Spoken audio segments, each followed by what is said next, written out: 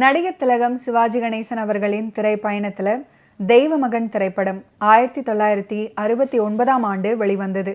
AC Tirulokchandar இயக்கத்தில் வெளிவந்த இந்த திரைப்படத்தில் சிவாஜி கணேசன், ஜெயலலிதா, மேஜர் சுந்தரராஜன், எம்.என். நம்பியார், வி. நாகையா, நாகேஷ், பண்டரிபாய், விஜயஸ்ரீ மற்றும் பலரும் நடிச்சிருந்தாங்க.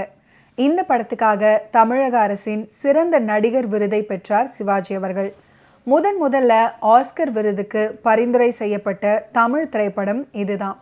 42வது அகாடமி விருதுகளில் சிறந்த வெளிநாட்டு மொழி திரைப்படத்திற்கான பிரிவில் இந்தியாவின் சார்பில் பரிந்துரைக்கப்பட்ட முதல் தமிழ் திரைப்படம் இதுவே ஆகும். இந்த படத்தை சாந்தி ஃபிலிம் சார்பில் சிவாஜி அவர்களின் நெருங்கிய நண்பர் பெரிய அண்ணன் ப்ரொடியூஸ் பண்ணாரு. சாந்தி ஃபிலிம்ஸ் நிறுவனத்தின் பெரிய அண்ணன் இந்த படத்தை வண்ணத்தில் எடுக்க விரும்பிய போதும் இந்த படத்தை கருப்பு வெள்ளையில் எடுக்க வேண்டும் அப்படின்னு பரிந்துரைத்தவர் சிவாஜி அவர்கள்தான். இந்த முடிவை இயக்குனரும் ஏற்றுக்கொண்டார். இந்த திரைப்படம் நிஹார் ரஞ்சன் குப்தாவின் உல்கா அப்படின்ற பெங்காலி நாவல் மற்றும் அதன் நாடக பதிப்பின் தழுவல் தான் தெய்வமகன் திரைப்படம். தெய்வமகன் படத்துல தந்தை மற்றும் அவருடைய 2 மகன்களின் கதாபாத்திரங்கள் இடம்பெற்றிருந்தன. அவற்றை ஒரே நபர் நடிப்பது கடினமாக இருந்ததால 2 மகன்களின் கதாபாத்திரங்கள்ல 2 இளம் நடிகர்களை நடிக்க வைக்க இயக்குனர் விரும்பினாரு. ஆனாலும் சிவாஜி அவர்கள் அந்த சவாலை ஏற்றுக்கொண்டு 2 மகன்களின் கதாபாத்திரங்களையும் நடிச்சாரு. ஒவ்வொரு கதாபாத்திரத்திற்கும் உடல் மொழி மற்றும் பாவனைகள்ல வித்தியாசத்தை கொண்டு வந்தாரு. பலே பாண்டியா படத்துக்கு அப்புறம் தன்னுடைய திரை வாழ்க்கையில் 2வது முறையாக சிவாஜி அவர்கள் தன்னம்பிக்கையற்ற தந்தை, கூச்ச சுபாவமுள்ள மகன் மற்றும் மன உளைச்சலில் இருக்கும் இரட்டை சகோதரன் அப்படின்னு 3 வேடங்கள்ல நடிச்சாரு.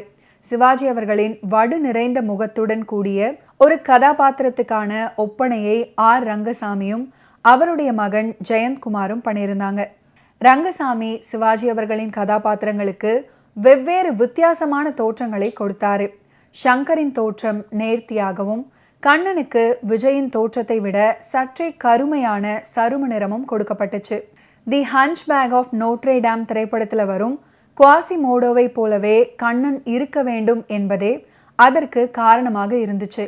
ஆனால் செயற்கை உறுப்புகளை பயன்படுத்தி பார்த்ததுக்கு அப்புறம் கதாபாத்திரத்தின் கவர்ச்சியற்ற தன்மையை குறைக்குமாறு சிவாஜி அவர்கள் திரைப்பட தயாரிப்பாளர்களை வலியுறுத்தினார்.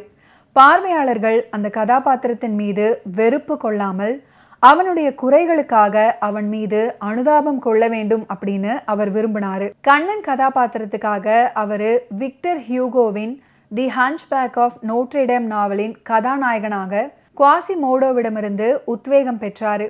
கண்ணன் கேரக்டரை முரட்டுத்தனம் மற்றும் மிருகத்தனமான வலிமையுடன் ஆக்ரோஷமாக உருவாக்கினாரு.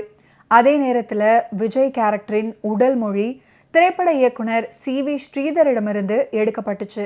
தெய்வமகன் திரைப்படத்தின் இசையை எம்.எஸ். விஸ்வநாதனும் பாடல்களை கண்ணதாசனும் அமைத்தனர்.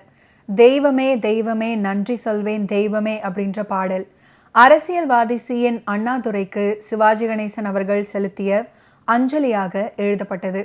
கண்ணன் கேரக்டர் அண்ணா அப்படின்னு அலரும் ஒரு காட்சியில இந்த பாடல் ஒலிக்கும் போது அது தெளிவாகும்.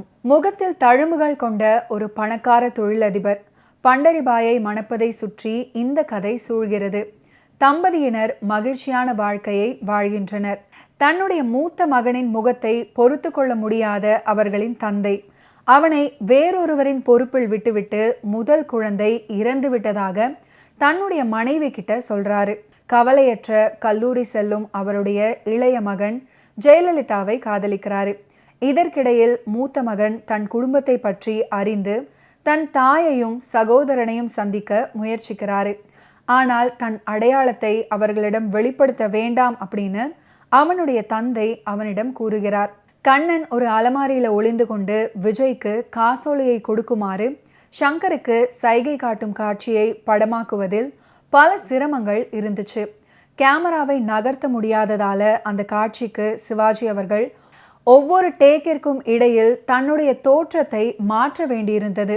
அதாவது அவர் ஒரே இடத்தில் நின்று தன்னுடைய வசனங்களை பேசி 2வது கதாபாத்திரத்துக்காக தன்னுடைய உடை மற்றும் ஒப்பனையை விரைவாக மாற்றி அதே இடத்தில் நின்று நடிக்க வேண்டியிருந்தது. இந்த செயல்முறையை எளிதாக்க தனக்கு பதிலாக திருலோகச்சந்தரை நடிக்க சொன்னார். இந்த 7 நிமிட காட்சியை வெட்ட வேண்டும் அப்படின்னு கந்தசாமி அவர்கள் திருலோகச்சந்தரிடம் கூறியிருக்கிறாரு.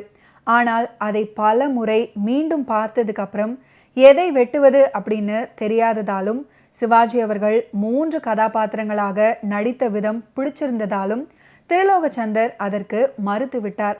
ஓகே வியூவர்ஸ், இன்னைக்கு நிகழ்ச்சியில நடிகர் திலகம் சிவாஜி கணேசன் அவர்களுடைய ஃபிலிம் கெரியரில் நடந்த பல இன்ட்ரெஸ்டிங்கான விஷயங்களை நீங்கள் பார்த்து தெரிஞ்சிருப்பீங்க. மீண்டும் அடுத்தடுத்த எபிசோட்ஸில் சந்திப்போம். நன்றி, வணக்கம்.